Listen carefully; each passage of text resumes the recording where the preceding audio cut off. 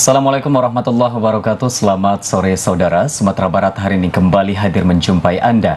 Senin 1 April 2024, kali ini bersama saya Bima Prasetya. Dan saya Lugina Salsabila. Berbagai informasi menarik telah dirangkum oleh tim redaksi kami.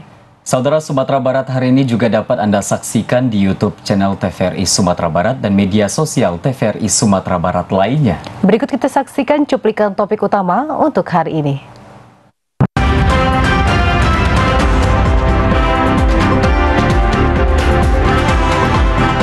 Ex-kapal KRI Teluk Bone terdampar di Pantai Pau, Pariaman.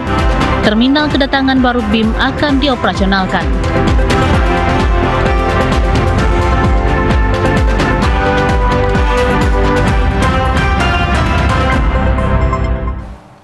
Informasi pertama, saudara, 2 hari pencarian, tim SAR gabungan bersama masyarakat berhasil menemukan Kobul, warga desa baru yang terseret air bah di Batang Taming. Korban ditemukan meninggal dunia sekitar 2 km ke arah hilir. Dari lokasi dilaporkan hanyut. Pencarian Kobul, warga desa baru Kecamatan Ranah Batahan, Kabupaten Pasaman Barat akhirnya membuahkan hasil. Korban ditemukan tim SAR gabungan sekitar 2 km dari lokasi dilaporkan hilang dalam kondisi meninggal dunia dan tersangkut di tengah sungai. Pasca mendapatkan lokasi keberadaan korban, tim Basarnas, BPBD, TNI, dan Polri bersama masyarakat mengevakuasi korban menggunakan kantong jenazah dan langsung membawanya ke Puskesmas Desa Baru untuk diperiksa dan diserahkan kepada pihak keluarga. Koordinator Possar Pasaman Novi Yurandi mengatakan, korban hanyut Jumat kemarin saat menyeberang di Sungai Batang Taming setelah bekerja di ladangnya. Korban terseret air bah yang datang mendadak saat dirinya masih berada di sungai. Beruntung satu rekannya selamat. Selama pencarian, tim mengerahkan 2 perahu karet dan perahu warga sekitar. Penyisiran dilakukan dengan beberapa metode dengan melibatkan banyak orang. Bahkan beberapa masuk ke sungai di posisi air dangkal agar bisa mendeteksi keberadaan korban. Dapat kami informasikan update informasi hari kedua pencarian orang hilang di Ranah Batahan. Korban atas nama Kobul kemarin juga hanyut di Batang Taming. Untuk pagi ini kami membagi 2 tim. Satu tim melakukan penyisiran menggunakan 2 perahu karet di daerah Batang Taming dari LKP sampai ke hilir. Kemudian ada juga tim yang melakukan penyisiran di kiri dan kanan sungai. Alhamdulillah tadi sore tim berhasil menemukan korban pada jam 15.30 dalam keadaan meninggal dunia. Baik, untuk korban ditemukan radius 2 km dari lokasi diduga dia hanyut. Untuk korbannya dibawa kemana selanjutnya, Pak? Baik, setelah kami evakuasi, korban langsung dibawa ke Puskesmas Desa Baru dan kemudian selanjutnya diserahkan ke rumah duka. Penemuan korban membuat keluarga histeris dan menangis. Kerumunan warga tidak bisa dielakkan. Sesampai di darat, tim langsung membawa korban ke ambulans menuju Puskesmas Desa Baru. Pencarian dan operasi SAR ditutup sore kemarin. Dari Kabupaten Pasaman Barat, demikian laporan Andika Adisaputra, TVRI Sumatera Barat. Saudara, belasan remaja di Kota Padang diamankan polisi saat kedapatan akan tawuran di kawasan bypass Kota Padang. 14 pelaku diamankan beserta alat bukti senjata tajam ke Mapolda Sumatera Barat. Aksi tawuran yang dilakukan remaja di Kota Padang mulai meresahkan masyarakat karena aksi tersebut hingga ada yang memakan korban. Sehingga Ditsamapta Polda Sumatera Barat memperketat patroli di daerah rawan aksi tawuran di Kota Padang, salah satunya di kawasan Lubuk Begalung, Kota Padang.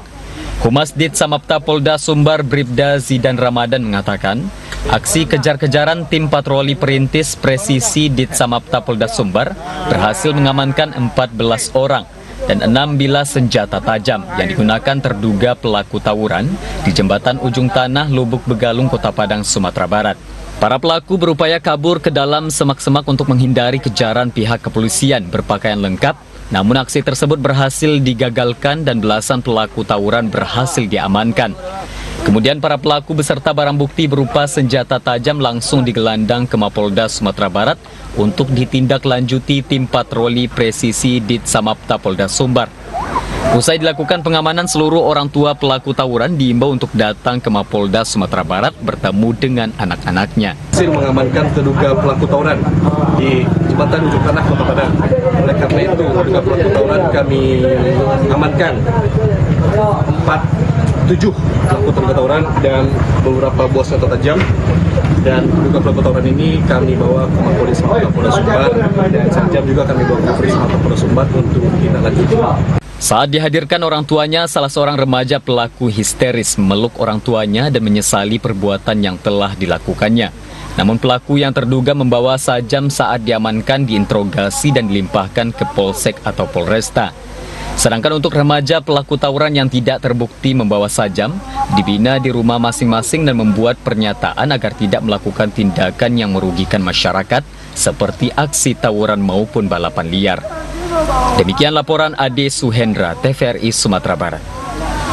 Saudara, diduga jangkar putus, eks kapal perang KRI di Teluk Bayur Bone yang sebelumnya berada di perairan Laut Pariaman terdampar di Pantai Pauh Pariaman Minggu sore. Kapal tersebut terdampar akibat salah satu jangkarnya putus akibat kuatnya hantaman badai yang menerjang.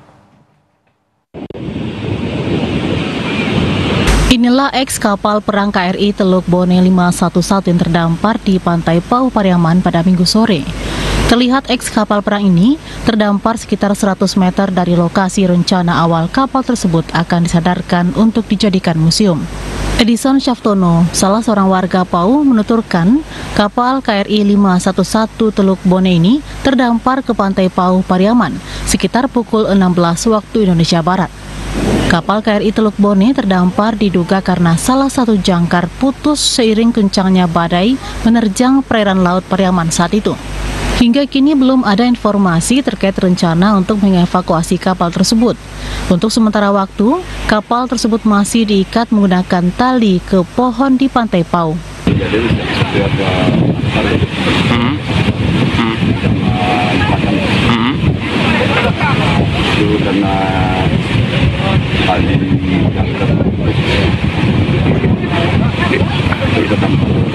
Pantai ini, Pak, ya?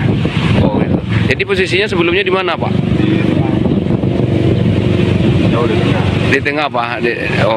Menjelang Pulau Angso itu, Pak, ya? Oh, gitu. KRI Teluk Bone 511 ini merupakan hibah dari Kementerian Pertahanan atas permintaan pemerintah Kota Pariaman yang saat itu dijabat oleh Wali Kota Genius Umar. Kapal KRI Teluk Bone akan dijadikan sebagai museum dan akan disandarkan bersebelahan dengan lokasi pembangunan Masjid Terapung. Bahkan untuk mendatangkan eks kapal perang KRI Teluk Bone, pemerintah Kota Pariaman menghabiskan dana sebesar 2 miliar rupiah di tahun 2023 yang ditumpangkan di anggaran Dinas Perhubungan. Namun pada tahun 2024, pemerintah tidak lagi menganggarkan dana untuk kelanjutan kapal tersebut, sehingga KRI Teluk Bone terapung-apung di Laut Pariaman hingga akhirnya kapal tersebut terdampar ke tepi pantai. Demikian laporan Abdul Syaril, TVRI Sumatera Barat. Berdasarkan hasil evaluasi bersama, terjadi perubahan jadwal penerapan one way di jalur Padang Bukit Tinggi dan sebaliknya. Perubahan ini berdasarkan beberapa pertimbangan, diantaranya jumlah arus kendaraan sebelum dan sesudah Lebaran. Pengaturan rute arus lalu lintas jalan satu arah atau one way jalur Padang Bukit Tinggi dan sebaliknya pada mudik 2024 di Sumatera Barat mengalami perubahan. Dirlantas Polda Sumatera Barat Kombes Pol Dwi Nur Setiawan mengatakan, dalam pengumuman sebelumnya telah disampaikan rute yang digunakan pada kebijakan jalan satu arah. Namun berdasarkan keputusan Rapat Koordinasi Lintas Sektoral Operasi Ketupat Singgalang 2024 pada Rabu 27 Maret lalu, rutenya berubah berdasarkan waktu pelaksanaannya. Pemberlakuan sistem satu arah sebelum Lebaran yakni pada tanggal 7 sampai 9 April 2024 diberlakukan dengan rute Padang Bukit Tinggi via Padang Panjang dan rute Bukit Tinggi Padang via Malala. Sedangkan pasca Lebaran 11 sampai 15 April 2024 diberlakukan dengan rute Padang Bukit Tinggi via Malala dan Bukit Tinggi Padang via Padang Panjang. Sistem satu arah akan dimulai pada pukul 12 waktu Indonesia Barat sampai dengan pukul 17 waktu Indonesia Barat setiap hari sesuai jadwal. Sedangkan pada hari atau tanggal 10 April sistem satu arah ditiadakan. Perubahan ini berdasarkan beberapa pertimbangan, diantaranya jumlah arus kendaraan sebelum dan sesudah Lebaran berbeda, terutama pada saat hari Lebaran, arus kendaraan cenderung sepi. Sementara itu, jumlah kendaraan pemudik yang akan masuk ke Sumatera Barat di momen Lebaran diprediksi meningkat hingga 60% dari tahun sebelumnya. Jadi untuk perkiraan kendaraan yang akan masuk ke wilayah Sumatera Barat akan kurang lebih naik antara 50, kalau dari Dinas Perhubungan itu 50 sampai 70% dari jumlah tahun lalu. Kalau tahun lalu adalah 62.030 kendaraan yang masuk ke wilayah Sumatera Barat. Kalau yang prediksinya dari Dinas Perhubungan bisa 50-70%. Dirlantas menambahkan perubahan ini akan dilakukan untuk menjamin keselamatan, keamanan, ketertiban, dan kelancaran lalu lintas dan angkutan jalan. Ketentuan dalam penerapan ini dikecualikan terhadap kendaraan dengan tingkat urgensi tinggi terhadap kebutuhan masyarakat seperti kendaraan tangki Pertamina yang membawa BBM, pemadam kebakaran, dan kendaraan ambulans. Irwan Santoso, Tuan Saman Siregar, TVRI Sumatera Barat. Saudara, tetaplah bersama Sumatera Barat hari ini. Sejeda kami akan kembali dengan sejumlah informasi menarik lainnya, di antaranya pergerakan penumpang BIM mulai terlihat 10%. Informasi selengkapnya sesaat lagi.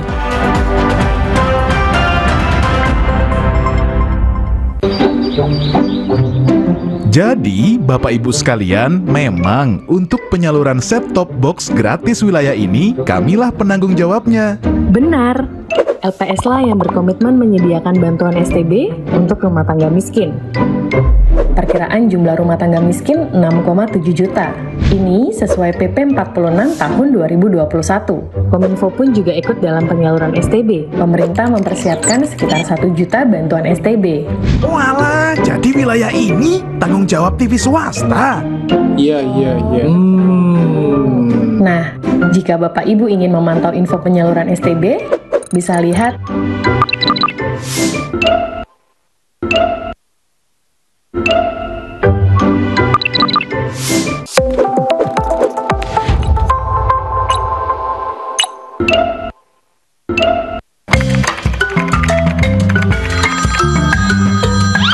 Halo ya Pak. Selesaikan ya, mau dipresentasikan. Oh iya ya Pak, ya Pak. Ya, di lampu.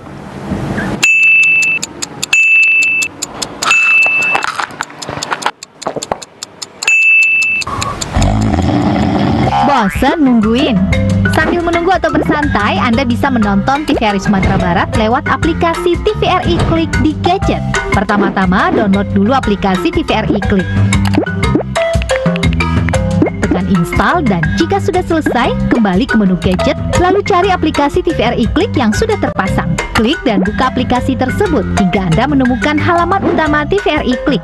Untuk menemukan siaran TVRI Sumatera Barat, tekan tombol channel, lalu geser layar untuk mencari TVRI Sumatera Barat. Lalu pilih.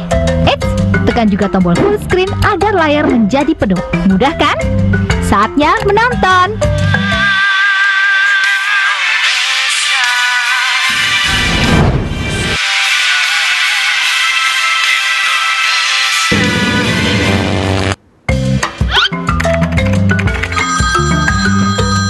Gimana? Ya, 5 menit lagi kirim ke saya ya? Hah? 5 menit lagi?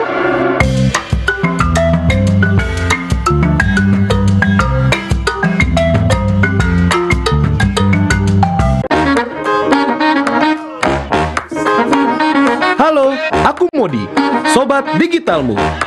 Kamu tahu nggak kalau siaran TV analog akan diganti menjadi digital? Caranya gampang banget loh. Kamu hanya perlu menginstal set-top box. Ayo, ikuti Modi.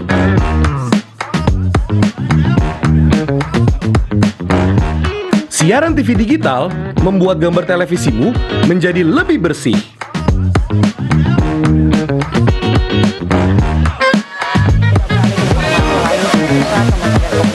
Tidak hanya bersih gambarnya, siaran TV digital juga lebih jernih suaranya. Terus membangun infrastruktur telekomunikasi di wilayah tertinggal, terdepan dan keluar aplikasi. Selain membuat gambar lebih bersih dan suara lebih jernih, teknologi TV digital juga lebih canggih. Ayo, kita kembali ke lab. Ayo, segera bermigrasi ke siaran TV digital. Bersih gambarnya, jernih suaranya, canggih teknologinya.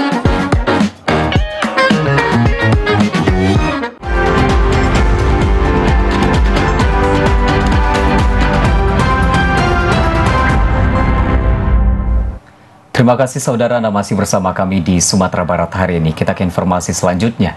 Guna menyukseskan momen mudik 2024, ASDP Padang memastikan 2 kapal berada dalam kondisi baik dan siap untuk melayani mobilitas pemudik dari Padang menuju Mentawai maupun sebaliknya.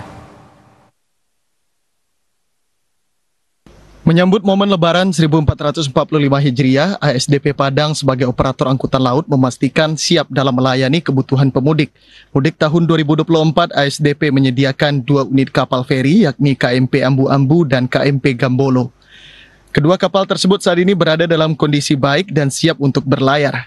GM ASDP Padang, Rudi Mahmudi, mengatakan selain 2 kapal milik ASDP, pada tahun ini angkutan Lebaran juga mendapat tambahan 1 armada dari operator lain, sehingga saat ini rute Padang-Mentawai akan dilayani oleh 3 kapal. Hal ini akan mempermudah mobilitas pemudik dari Mentawai menuju Padang ataupun sebaliknya. Nantinya KMP Ambu-Ambu dan Gambolo akan melintasi rute komersil dan perintis, yakni Padang Tua Pejat, Padang Sikakap, Padang Siberut, Padang Sikabaluan, Siberut Tua Pejat, sementara kapal dari operator lain hanya melayani rute komersil. Rudi Mahmudi menambahkan berdasarkan evaluasi tahun sebelumnya tidak terjadi peningkatan penumpang yang signifikan saat momen Idul Fitri dan mobilitas penumpang hampir sama dengan hari biasa. Untuk kapal ASDP yang melayani lintasan Padang Kepulauan Mentawai itu ada 2 kapal, 1 KMP Ambu-Ambu dan 2 KMP Gambolo. Dan di sini ada tambahan 1 operator lagi, yaitu WJL. Sehingga namun WJL ini melayani lintasan komersil.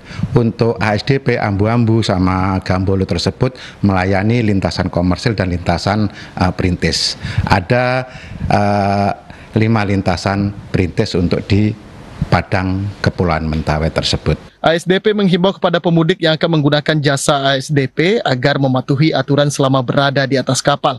Salah satunya untuk mematikan mesin kendaraan selama berlayar guna menghindari hal yang tidak diinginkan. Irwan Santoso, Tua Saman Siregar, TVRI Sumatera Barat. Saudara, terminal baru kedatangan di Bandara Internasional Minangkabau siap dioperasionalkan untuk angkutan Lebaran tahun 2024. Rencana pengoperasian ini untuk meminimalisir peningkatan penumpang di kedatangan yang diprediksi meningkat pada puncak arus mudik tanggal 5 April nanti.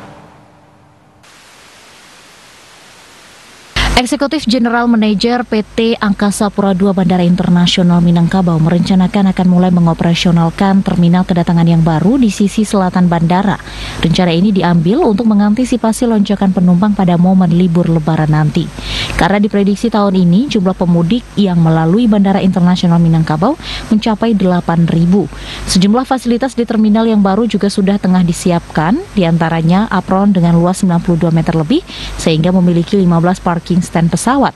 Ramcek terhadap ground handling juga sudah dilakukan. Semua fasilitas yang ada sudah diuji coba dan kondisinya bagus. EGM BIM menambahkan pergerakan penumpang sudah mulai menunjukkan peningkatan. Hal ini ditandai dengan pengajuan 7 extra flight oleh sejumlah maskapai. Diprediksi pergerakan penumpang akan semakin ramai pada tanggal 5 April nanti. Kami sudah menyiapkan ada bandara terminal baru kami ada di sebelah sisi selatan terminal kami. Kalau memang itu memang memenuhi puncaknya adanya penerbangan, maka akan kami buka, akan kami lakukan terminal baru kedatangan kami. Yang rencananya bila memang 2-3 hari ini kalau memang bisa kami operasikan, akan kami operasikan. Perdana ya Pak ya? Iya, untuk perdana, untuk tahun ini insya Allah bisa kita operasikan. Dan sudah kita lakukan uji semua fasilitas yang ada. Dan kemudian kami juga dapat ada 7 mulai tanggal 1 hari ini mulai adanya extra flight. Berapa Pak? Ada 7 penerbangan extra flight dari Jakarta semuanya. Sementara itu kapasitas bandara yang ada saat ini hanya bisa menampung 2,2 juta orang per tahun. Pihak Angkasa Pura II berharap dengan adanya terminal baru dapat meningkatkan kapasitas BIM menjadi 5,7 juta per tahun. Melalui operasional terminal baru dan perluasan apron, BIM optimis akan memberikan layanan mudik yang optimal dan mendukung Padang Sumatera Barat sebagai salah satu destinasi wisata utama di Indonesia. 5 Febri, Juni Bakri, TVRI Sumatera Barat. Sementara itu, saudara, aktivitas penerbangan di Bandara Internasional Minangkabau mulai menunjukkan peningkatan. Terpantau peningkatan pergerakan penumpang di terminal kedatangan mencapai 5-10% dari hari sebelumnya atau 2.500-an penumpang. Peningkatan pergerakan penumpang di Bandara Internasional Minangkabau terjadi sejak akhir Maret. Peningkatan mencapai 10% jika dibandingkan hari biasanya. Jika hari biasa pergerakan penumpang hanya 2.000-an, sejak 3 hari terakhir tercatat mencapai 3.000-an lebih.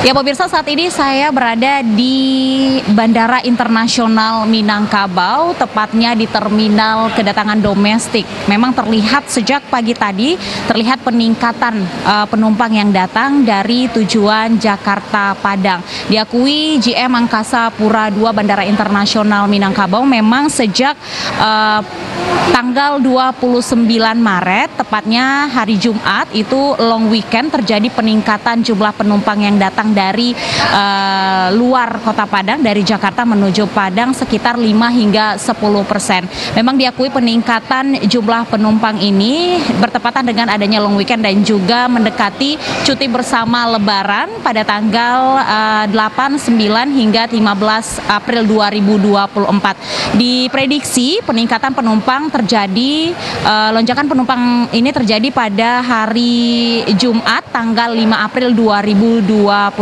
yang juga bertepatan dengan dimulainya cuti bersama Lebaran serta libur anak sekolah. Memang pemirsa, sejumlah upaya dan juga langkah antisipasi dalam menyambut kedatangan penumpang dan juga lonjakan penumpang sudah disiapkan oleh Bandara Internasional Minangkabau. Bagaimana penumpang bisa nyaman seperti itu melakukan perjalanan mudiknya, dan pihak bandara juga nantinya akan membuka posko angkutan Lebaran di selasar Bandara Internasional Minangkabau ini agar bagaimana penumpang bisa mengakses layanan transportasi dengan aman dan juga lancar. Tentunya pihak Bandara Internasional Minangkabau juga berharap arus mudik yang terjadi pada tahun 2024 ini dapat berjalan aman. Demikian informasi dari Bandara Internasional Minangkabau. Saya Delima Febria, juru kameramen Joni Bakri melaporkan langsung. Kita kembali ke studio. Saudara, berikut kita saksikan seputar berita lainnya yang telah kami rangkum dalam segmen advertorial.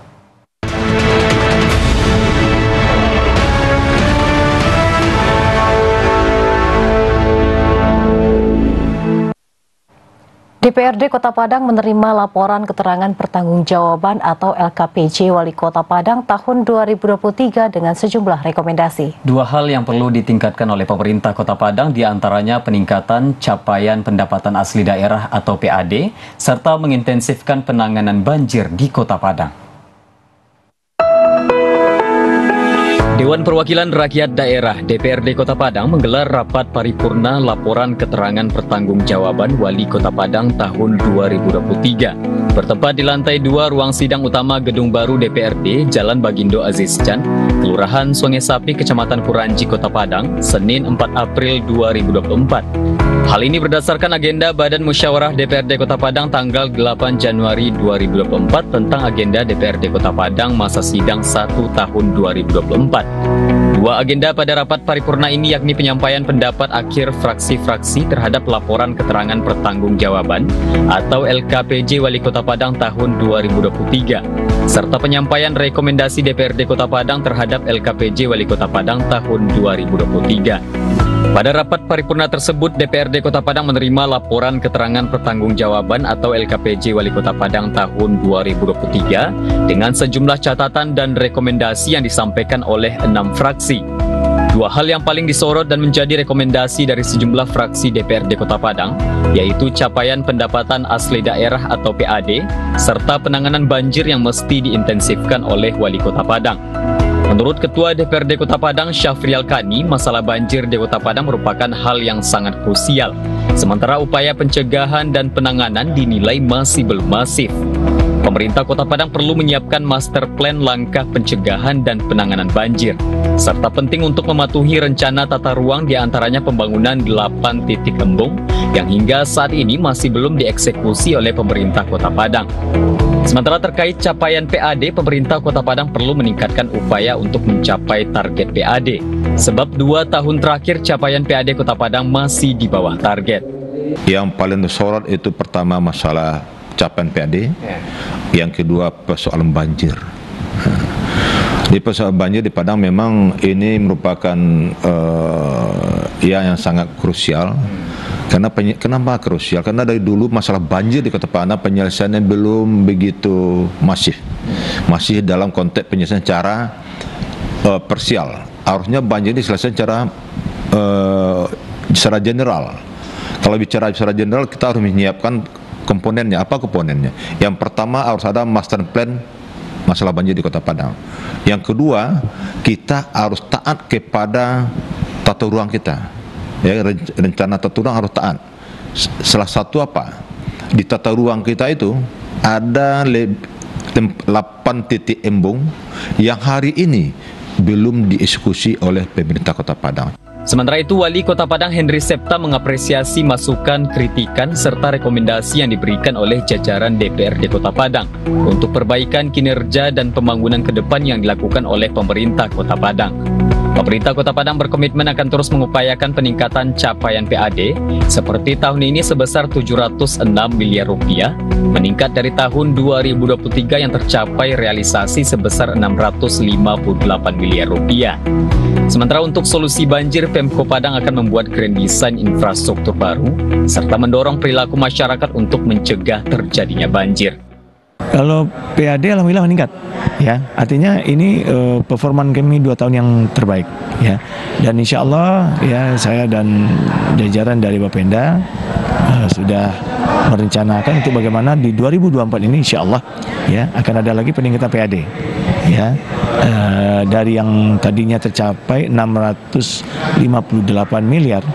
Kita menargetkan insya Allah bisa 700 miliar. Jadi kita upayakan tiap tahun ada peningkatan insya Allah. Ya. Menangani banjir itu menjadi fokus. Ya, memang di sisi lain infrastruktur perlu kita perbaiki. Ya, dalam artian begini, dulu lebaran dari drainase itu cukup untuk mungkin puluhan rumah. Tapi sekarang sudah hampir ratusan, ya, malah sampai ribuan rumah kan, dengan infrastruktur yang sama, dengan memakai infrastruktur yang lama. Nah inilah yang kami rencanakan, insya Allah, ya, di tahun ke depan kita merencanakan grand design, ya, grand design dari pembangunan infrastruktur yang terbaru, dan juga kita menyampaikan juga kepada masyarakat habit, ya, kebiasaan untuk tidak buang sampah ke sungai dan juga ke selokan. Ketua DPRD Kota Padang berharap rekomendasi yang diberikan dapat ditindaklanjuti serius oleh pemerintah Kota Padang sehingga mampu mengatasi berbagai permasalahan di Kota Padang. Bima Prasetya, Nurul Kolbi, TVRI Sumatera Barat. Saudara, berikut kita ikuti berita lainnya yang terangkum dalam segmen Ragam Ramadan.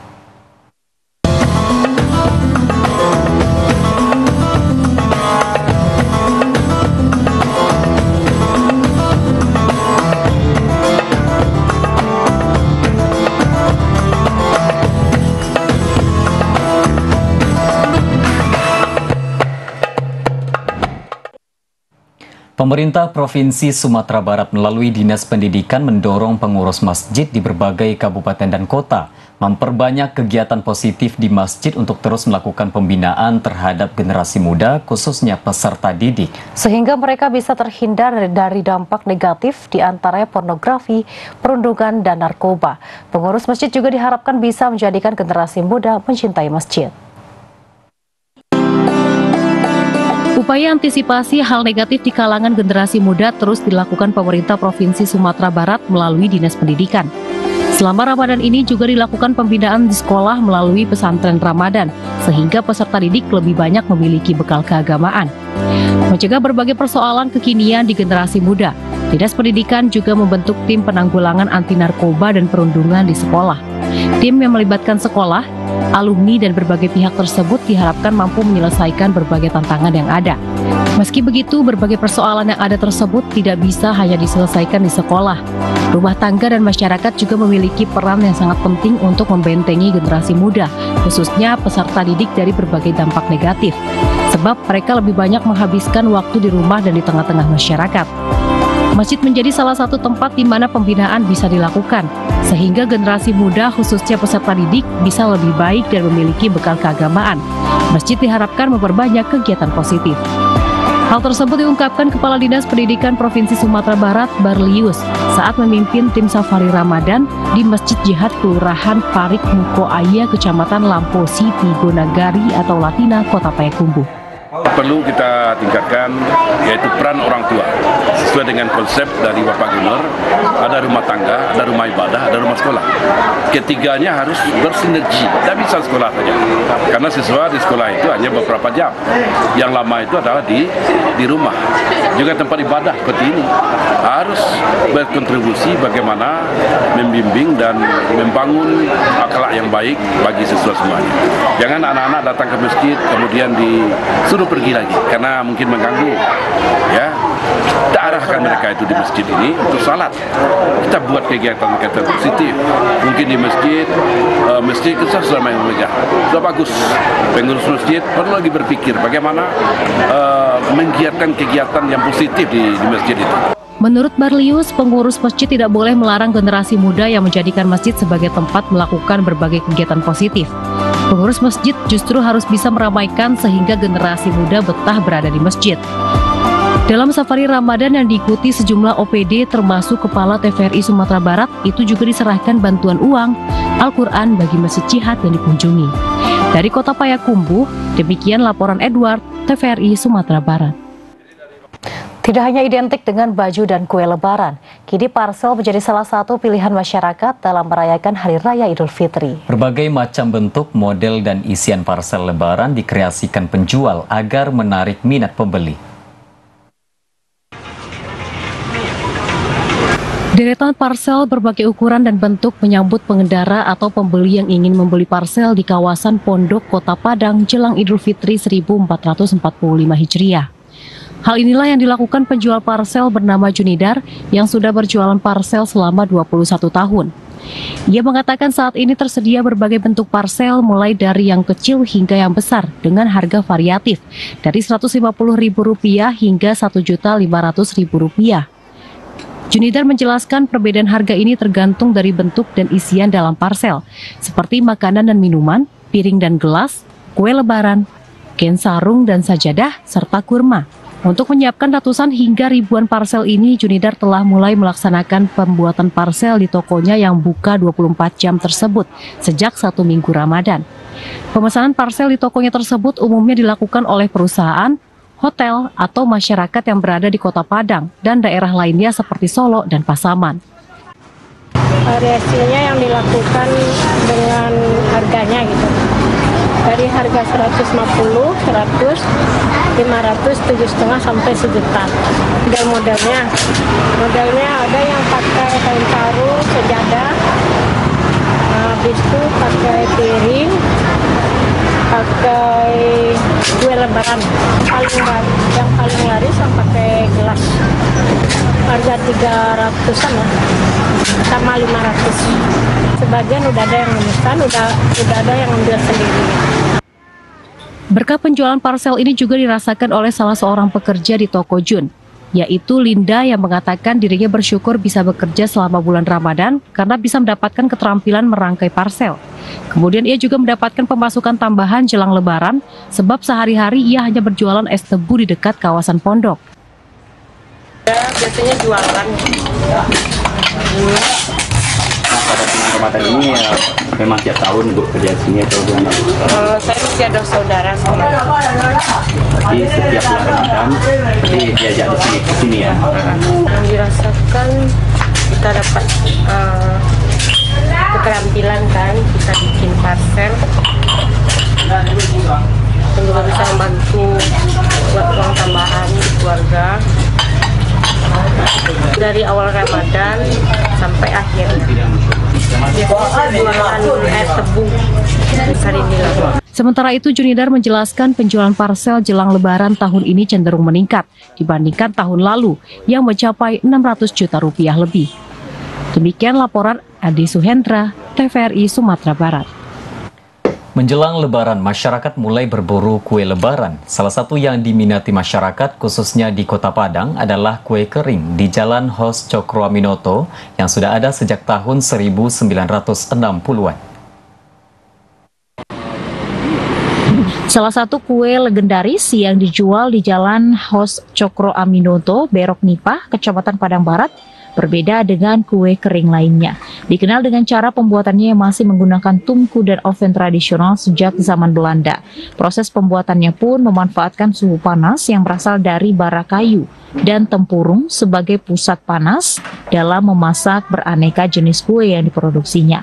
Pemilik kue kering legendaris ini, Linda, mengatakan pembuatan kue keringnya masih mempertahankan cara lama dan memanfaatkan oven dari batu yang sudah ada sejak tahun 1960-an.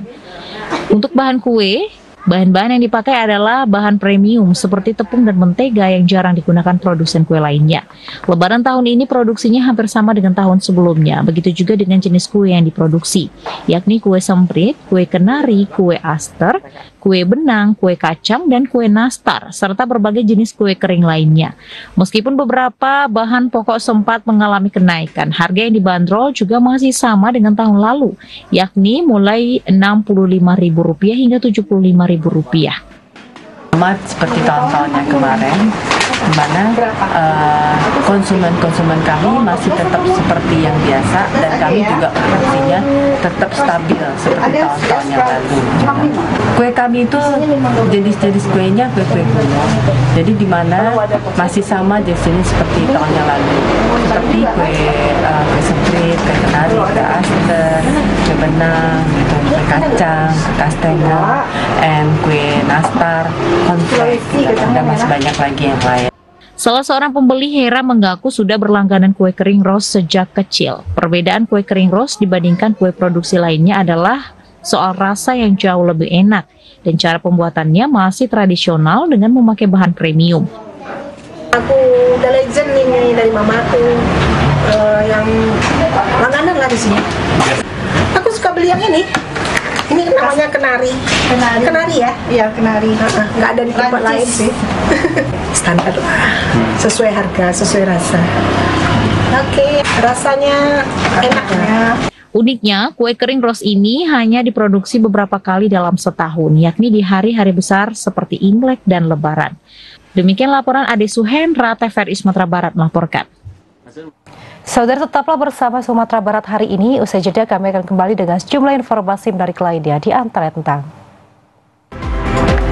waspada gratifikasi dengan alasan THR. Informasi selengkapnya sesaat lagi.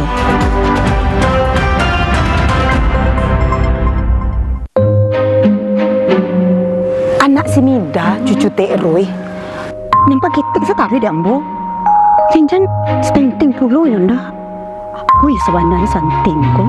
Ya, pada suka ambilan balik. Iyo, cok banat tuh. Pasunyo bulan pasang baru paling kini lah paling lo balik. Iyo unik. Ambo ikhtiar memberikan yang terbaik. Posyandu dekat sini di mana? Sajak dari. Makasih ya. Sehat yang kini mah. Dia banyak-banyak makan Yen. Apalagi kau sudah lama layan. Woi, gampang Yen. Bata diet bah diet. Insya Allah anak ambo aja asi eksklusif 6 bulan. Benjamin ambo aja asi eksklusif juga main. Sampai kini imunisasinya pun lengkap supaya anak sehat, cerdas kini hingga nanti. Betul sekali Ibu. Kondisi gagal tumbuh kembang pada anak atau yang dikatakan stunting itu karena anak tidak mendapatkan asupan gizi optimal selama 1000 hari pertama kehidupan dari janin sampai umur 2 tahun. Oh, anak kurang tinggi makasihnya tuh Pak. Pendek belum tentu stunting, tapi stunting pasti pendek. Nah, itu bisa ditandakan dari panjang atau tinggi badan anak berdasarkan umurnya. Nah, kondisi stunting ini mengakibatkan si anak nanti di masa depan itu akan mudah sakit dan terutama dia kurang cerdas. Mande, jangan sampai muda itu loh anak. Angka stunting kita masih tergolong tinggi. 1 dari 4 anak balita kita itu dalam kondisi stunting. Nah, itu jadi perhatian kita bersama. Kita harus memberikan perhatian lebih, terutama kepada ibu hamil dan juga anak bawah 2 tahun. Mbak cara mencegah stunting tuh Pak? Pertama,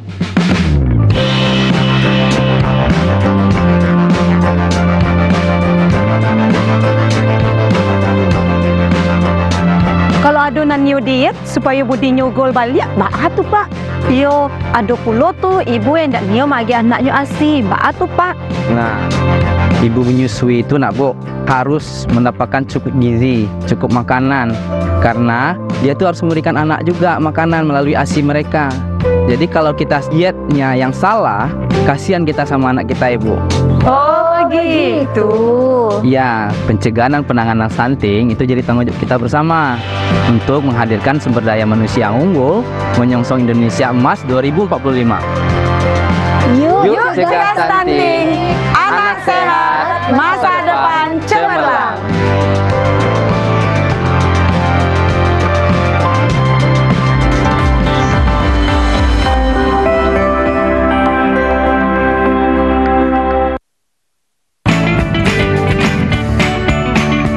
Gimana? Bersih dan jernih kan siarannya? Jangan khawatir, semua ini gratis. Bagi kamu yang masih menggunakan TV analog, cukup dengan satu langkah mudah. Untuk televisi yang sudah siap digital, cukup scan ulang siaran TV kamu untuk menangkap siaran TV digital. Banyak pilihan programnya, bersih gambarnya, jernih suaranya, dan canggih teknologinya. Ayo, kita beralih ke siaran televisi digital.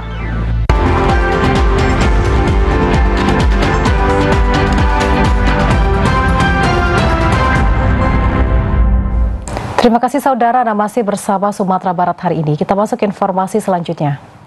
Kejaksaan Negeri Kabupaten Pasaman mengingatkan agar instansi pemerintah, BUMN ataupun BUMD untuk tidak memberikan uang maupun barang dengan alasan THR menjelang Hari Raya Idul Fitri, terutama terhadap jajaran kejaksaan.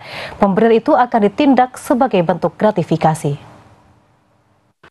Upaya mencegah gratifikasi yang kerap menjadi kebiasaan menjelang Idul Fitri dengan alasan pemberian THR menjadi perhatian Kejari Kabupaten Pasaman.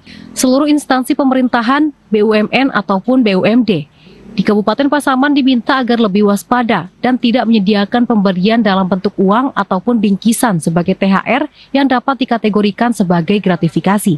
Kajari Kabupaten Pasaman, Sobeng Suradal menegaskan, jajaran kejaksaan sudah diingatkan agar tidak menerima pemberian dalam bentuk apapun dengan alasan THR, apalagi sampai ada oknum yang meminta.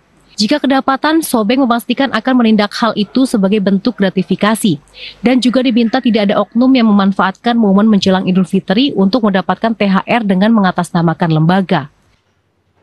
Sesuai dengan ketentuan yang ada dan juga instruksi dari pimpinan kami bahwa kami selaku aparatur penegak hukum di kejaksaan sudah sejak lama ya, bukan hanya tahun ini saja tapi sudah lama, bahwa kami dilarang menerima THR dalam bentuk apapun. Jadi itu dalam bentuk uang maupun barang yang berupa parcel, apalagi meminta. Kami diberikan tanpa meminta pun dilarang, apalagi meminta. Diketahui Kajari Kabupaten Pasaman juga telah menerbitkan surat edaran terkait larangan pemberian THR terhadap jajaran Kejari dan ASN ataupun instansi pemerintahan, BUMN, serta BUMD. Dilarang memberikan atau menyediakan THR yang dapat dikategorikan sebagai gratifikasi. Dari Kabupaten Pasaman, Zulfikar, TVRI Sumatera Barat. Ratusan pabukuan gratis dibagikan kepada masyarakat di sekitar ketinggian Kecamatan Harau dan pengendara yang melintas di jalur Sumatera Barat Riau. Pabukuan tersebut digalang dari sumbangan pegawai LPKA Tanjung Pati. Pembagian pabukuan diharapkan bisa terus meningkatkan hubungan silaturahmi pihak lapas dan masyarakat sekitar. Sejumlah pegawai Lembaga Pembinaan Khusus Anak atau LPKA kelas 2B bagikan ratusan pabukuan kepada warga sekitar dan pengendara roda 2 dan 4 yang melintas di Jalan Raya Negara kawasan ketinggian Kecamatan Harau atau di jalan utama masuk LPKA. Kegiatan itu juga diikuti langsung Kepala LPKA. Pegawai LPKA tidak saja menunggu masyarakat yang melintas di depan mereka membagikan pabukuan, namun juga mendatangi sejumlah masyarakat, diantaranya pemilik bengkel serta pedagang di kawasan ketinggian. Pembagian pabukuan tersebut menarik perhatian warga dan pengendara yang melintas dari arah Riau. Satu persatu petugas membagikan pabukuan yang terdiri dari kurma, es buah, dan bubur. Bahkan sejumlah anak dari pegawai LPKA juga terlihat dalam kegiatan rutin tahunan tersebut. Ada 200 paket Ini kami bagikan kepada masyarakat sekitar dalam rangka untuk menjalin tali silaturahmi dan untuk meningkatkan rasa kebersamaan. Semoga berkah dan mendapatkan pahala dari Allah Subhanahu wa Ta'ala. Hanya hitungan jam, ratusan pabukuan yang digalang dari sumbangan puluhan pegawai LPKA habis dibagikan. Mereka berharap ke depannya jumlah pabukuan atau takjil yang dibagikan bisa lebih banyak, sehingga banyak masyarakat yang mendapatkan pabukuan. Saat ini LPKA Tanjung Pati yang dulunya bernama Lapas Anak dan Perempuan terdapat puluhan anak didik permasyarakatan atau Andikpas yang berasal dari berbagai kabupaten dan kota di Sumatera Barat. Selain tersandung kasus asusila, penganiayaan, mereka juga banyak tersangkut kasus pencurian dan lainnya. Dari Kabupaten 50 kota, demikian laporan Edward, TVRI Sumatera Barat. Saudara, membantu masyarakat saat Ramadan dan Lebaran, Dinas Pangan Pasaman Barat memberikan subsidi terhadap 7 jenis sembako dan bahan pangan. Pasar murah tersebut diserbu ratusan warga di halaman kantor Wali Nagari Lingkuang Awa yang disubsidi sebesar Rp5.000 untuk satu jenis bahan pokok. Ratusan masyarakat di Nagari Lingkuang Awa, Kecamatan Pasaman, Kabupaten Pasaman Barat berebut mendapatkan paket bahan pangan dan sembako murah.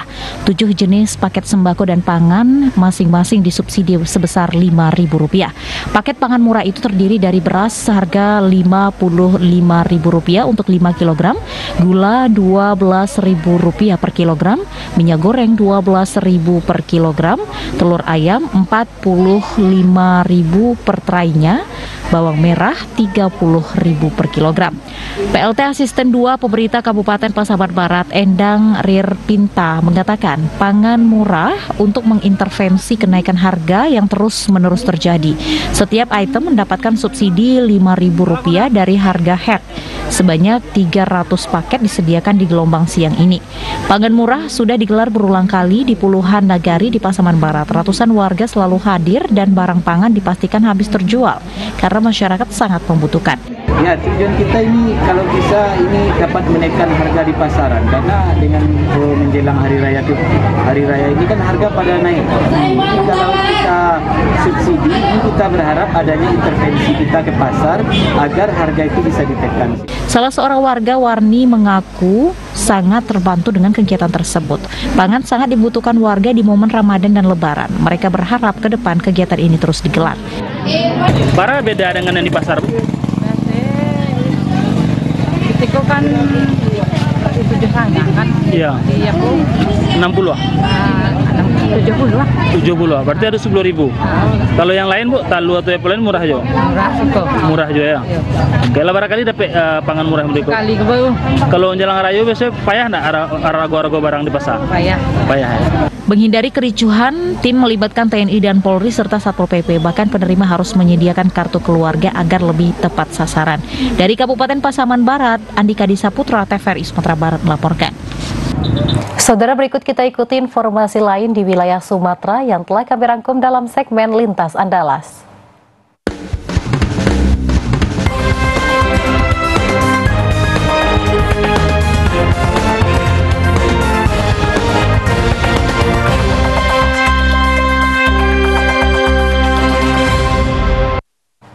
Satuan Polisi Pamong Praja Kabupaten Bangka menemukan warung yang buka siang hari tanpa tirai saat bulan Ramadan. Warung yang tidak ditutup tirai ini kemudian didatangi petugas untuk diberikan teguran dan arahan.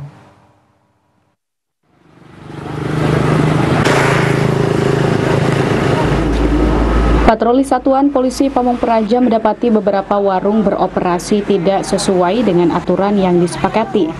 Selain warung tanpa tirai penutup, ada beberapa lapak pedagang yang berjualan di atas trotoar. Warung yang tidak dilengkapi dengan penutup tirai ini kemudian didatangi oleh petugas. Sementara pemilik warung ditegur dan diberi arahan agar menghormati masyarakat yang menjalankan ibadah puasa. Kepala Satuan Polisi Pamong Praja Kabupaten Bangka, Joni Marza mengatakan pihaknya terus mengintensifkan patroli di siang dan malam hari guna memastikan pelaku usaha mematuhi aturan yang telah disepakati bersama. Selalu melakukan patroli ya. Posisi ini memantau, masih juga memantau kegiatan warung-warung yang tidak membuka tabir segala macam. Nah, kalau yang lain-lain ya masih berjalan seperti biasa lah. Ada Pak yang ditemukan ya Pak? Iya. Nah itu, jadi kita tetap kalau yang seperti itu kita lakukan persuasif, tapi tetap tegas. Tony mengimbau kepada pelaku usaha untuk tidak melanggar aturan, mengingat hal ini sudah melalui pertimbangan secara ekonomi, sosial, dan agama demi kebaikan bersama selama bulan suci Ramadan.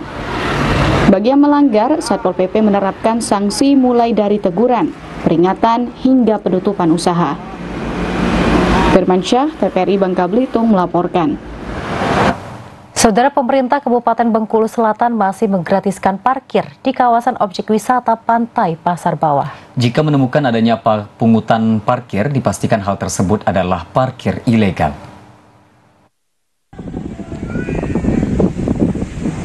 Informasi penting bagi masyarakat yang berkunjung ke Pantai Pasar Bawah.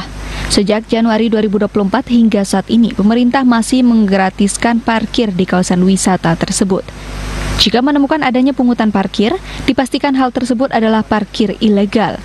Kepala Dinas Pariwisata Kabupaten Bengkulu Selatan, Rendra Febrianto, mengungkapkan alasan belum dipungutnya parkir di Pantai Pasar Bawah tersebut dikarenakan belum adanya Perbub yang mengatur tentang pungutan parkir di kawasan wisata, khususnya Pantai Pasar Bawah. Karena menurut Rendra, meskipun sudah terbitnya Perda Nomor 1 Tahun 2024 tentang pajak dan retribusi daerah, namun masih diperlukan payung hukum berupa Perbub yang mengatur tentang teknis dari Perda tersebut. Pantai Pasar Bawah terkait dengan retribusi parkir, sehubungan dengan sudah dibentuknya Perda Peraturan Daerah Nomor 1 Tahun 2024 tentang pajak dan retribusi daerah. Untuk saat ini, sampai saat ini, Dinas Pariwisata belum melaksanakan penarikan retribusi parkir di Pantai Pasar Bawah, karena belum ada produk turunan terkait dengan regulasi peraturan bupatinya. Bagaimana mekanisme penarikan parkir untuk di objek wisata. Ia berharap agar Perbub tersebut bisa segera terbit, sehingga Dinas Pariwisata bisa memungut parkir di kawasan wisata. Hal ini dinilai penting untuk menambah sumber pendapatan asli daerah. Dari Bengkulu Selatan, Abdian Utama, TVRI Bengkulu melaporkan. Saudara, Dinas Pertanian Pangan dan Perikanan Kabupaten Bangka Selatan memastikan persediaan daging sapi di Bangka Selatan cukup hingga Lebaran Idul Fitri 2024. Selain persediaan daging yang cukup, harga jualnya pun masih relatif normal di kisaran harga Rp150.000 hingga Rp160.000 per kilogram. Persediaan daging sapi di Kabupaten Bangka Selatan selama Ramadan dipastikan cukup hingga Lebaran Idul Fitri 2024. Kepala Dinas Pertanian, Pangan, dan Perikanan Bangka Selatan, Risfandika mengatakan, untuk stok daging sapi sampai saat ini belum ada permasalahan dan masih aman. Dirinya mengatakan sampai dengan saat ini jumlah populasi sapi di peternak lokal Bangka Selatan kurang lebih mencapai 2.500 ekor dan tersebar di seluruh kecamatan. Melihat kondisi ini, dirinya mengklaim untuk persediaan daging sapi masih cukup untuk memenuhi kebutuhan masyarakat. Selain mengoptimalkan peternak lokal untuk kebutuhan daging sapi, pasokannya akan dibantu juga melalui distribusi dari luar Bangka Selatan. Untuk harga jual daging sapi sendiri di pasaran belum menjadi kendala dan dijual berkisar Rp150.000 hingga Rp160.000 per kilogram. Oleh karena itu, dirinya menghimbau untuk tetap tenang dan jangan melakukan panik buying yang dikhawatirkan akan membuat kelangkaan dan meresahkan. Terima kasih. Untuk kondisi daging sapi, persediaan daging sapi kita di Kota Bangka Selatan sampai saat ini, alhamdulillah kita masih terpantau dalam hal memasuki bulan Idul Fitri atau Syawal masih cukup dan stabil gitu. Dan harga masih dalam relatif standar di kisaran antara 150 sampai 160. Saat ini masih sekitar 150 per kilonya. Bahkan ternak sapi ini kita selain daripada lokal, kita juga mengimpor dari luar. Selain itu, Risfandika mengatakan kegiatan vaksinasi sapi di semua kecamatan saat ini sedang dilakukan guna menyiapkan daging sapi yang berkualitas dan sehat untuk dikonsumsi masyarakat saat Lebaran. Dari Bangka Selatan, Eko Septianto Rashim, TVRI Bangka Belitung melaporkan. Saudara, Jalan Tol Bangkinang Koto Kampar di Provinsi Riau dipastikan dibuka gratis untuk mudik Lebaran tahun 2024 ini. PT Hutama Karya Persero memastikan ruas jalan tol Bangkinang Pangkalan tahap 1 atau Bangkinang Koto Kampar siap beroperasi fungsional pada arus mudik Lebaran 2024. Selama beroperasi fungsional, pemudik yang melintasi ruas tersebut tidak dikenakan tarif tol. EVP Sekretaris Perusahaan Hutama Karya Cahyo Purnomo menjelaskan, dalam proses pembangunannya, Hutama Karya menggunakan sejumlah teknologi konstruksi. Di antaranya seperti jembatan unibridge untuk efisiensi struktur pada kontur yang ekstrim, serta struktur yang ringan dengan bentang yang panjang dapat mengefisiensi desain pada struktur pondasi dan kolomnya. Jalan tol Bangkinang Pangkalan tahap 1 atau Bangkinang Koto Kampar memiliki main road sepanjang 24,7 km dengan jumlah lajur 2x2. Adapun kecepatan rencana adalah 80 km per jam yang dapat mengefisiensi perjalanan pengguna jalan tol dari semula 1 jam menjadi hanya 15-20 menit. Diharapkan dengan mulai dioperasikannya jalan tol Bangkinang Koto Kampar secara fungsional pada mudik 2024 ini, para pemudik dari Riau menuju Sumatera Barat dan sebaliknya dapat melakukan mudik dengan lebih nyaman. Demikian tim liputan TVRI Riau melaporkan. Saudara, berikut kami tampilkan perakiraan cuaca untuk Selasa 2 April 2024.